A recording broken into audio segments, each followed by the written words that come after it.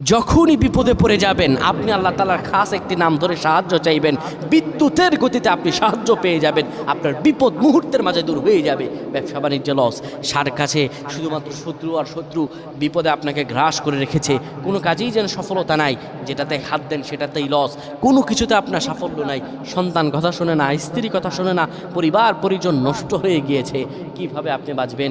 প্রবাসে আটকা পড়ে গেছেন, আসতেও পারেন না, কোনো কাজও পাচ্ছেন না, আপনি আমলটা করেন। এটি আমার কথা নয়, বিশ্বনবী মুহাম্মদ রাসূলুল্লাহ সাল্লাল্লাহু আলাইহি ওয়াসাল্লামের প্রিয় সাহাবী হযরত যায়েদ রাদিয়াল্লাহু তাআলা আনহু, তিনি একবার মক্কা থেকে হিজরত করে যখন মদিনায় যাবেন, ঠিক সেই সময় বিপদে পড়ে যান। ওনাকে একটি লোক বিপদে আটকে ফেলে এবং ওনাকে হত্যা করার চেষ্টা করে। তখন তিনি আল্লাহ তাআলার এই খাস নামটি ধরে সাহায্য চেয়েছিলেন, আল্লাহ তাআলা তাকে বিপদ থেকে মুক্ত করেছেন। সুবহানাল্লাহ। সেই দোয়াটা কি? তিনি যখন বিপদে পড়ে যান তিনি বলেন, আগিসনি ইয়া রহমান।